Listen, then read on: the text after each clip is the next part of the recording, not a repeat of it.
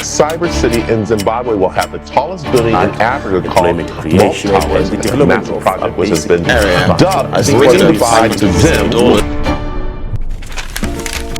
So there's a chance that Zimbabwe might become the next real life Wakanda. Not because of Vibranium, because we haven't found that yet, but because of lithium. Zimbabwe has seen notable development in its lithium mining sector in 2022 as major Chinese-funded projects in the government made steady. But let's pick it up a little bit in order to understand why Zimbabwe has a shot at becoming the next Wakanda. This is Wakanda, a fictional African country from the famous Marvel movie Black Panther. Wakanda is a wealthy country that has technology that beats every other nation on the globe. And this is all because of their mining industry, which mines a rare mineral called Vibranium. Now let's go back to Zimbabwe, which is almost the same size with Wakanda, and similar to Wakanda, what do we have that can possibly transform us into a tech-savvy and more economical, stable country that plans to build more cyber cities? The mining industry, specifically lithium, Buffett.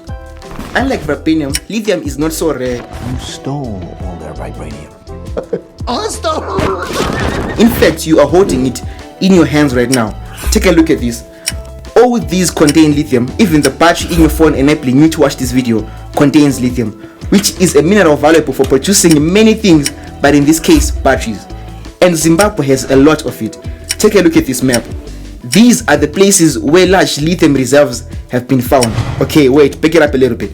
This means that a lot of lithium has been found in these areas. But of course, it didn't just show up recently. It must have been there all along. In fact, Butua has been mining lithium for over 60 years now. But then why did it become all of a sudden buzz recently and got everyone talking about it?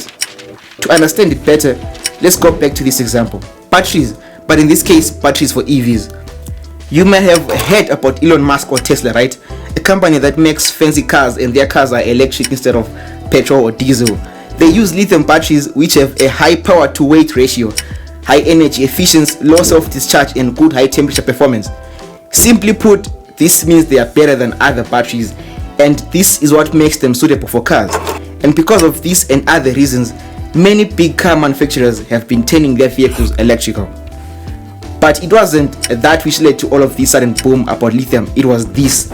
From the United Nations, it's about the state of the Earth's climate. Yeah, the organization says urgent action needs to be taken now. Because of global warming and its related problems, the United Nations came up with a plan. Of our lives, and we are losing. Greenhouse gas emissions keep growing, global temperatures keep rising, and our planet is fast approaching tipping point that will make climate change irreversible. Part of their main solution is to reduce greenhouse gas emissions that cause global warming by bringing in more electric vehicles and reducing the number of gas-powered vehicles on roads, which contribute a lot to gas emissions. Now, because of this and laws that are soon going to prohibit petrol or gas-powered vehicles from roads, the demand of lithium batteries is increasing as automobile manufacturers are also turning their vehicles electrical.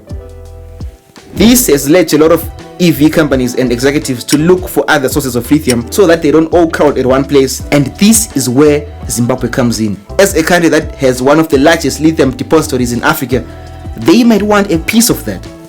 Now, because of all this, I couldn't help but be optimistic, and so I started thinking, what would happen if just only 2 of these big electric vehicle companies come to Zimbabwe? Look at this. Let's say Tesla and Kia. Assuming mining and transporting raw lithium is much more expensive than establishing their full production this side, from manufacturing the battery to actually making the full electric vehicle, then having it transported as a semi-finished product to local African countries like Rwanda. I mean, they're doing good, right? That alone would be massive for Zimbabwe. It would reduce rural to urban migration and turn these growth points where most of the minerals are mined into proper cities. In fact, I think we'll begin to see more cyber cities developing from our small mining towns. Shiruku, here we come. And Zimbabwe being expected to become one of the world's largest lithium exporters.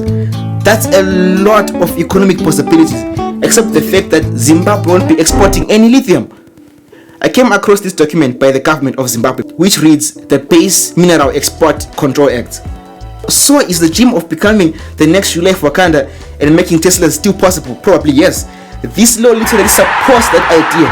The idea of having the country benefit in more than one way by making the companies that will enter into this lithium deal have some part of the initial product made here in Zimbabwe. If this works, it means that we might be seeing more technology development and more of those hyper cities being built, even though this is just a ton of optimism. If the mining industry is valued at 12 billion and no big electrical vehicle manufacturer seems interested, isn't that a chance to start making the batteries themselves? Okay, think about it. What can stop one of the most educated countries in Africa from having its own electrical vehicle company that manufactures and exports cars to the rest of the world? And yes, there might be a chance that Zimbabwe might become the next real life Wakanda. So because of that, I asked artificial intelligence to name the electrical vehicle brand, and this is what it came out with. Because of how I love marketing, I then decided to go on and make a Come to Zimbabwe campaign. Link for this in the description. Tus apela.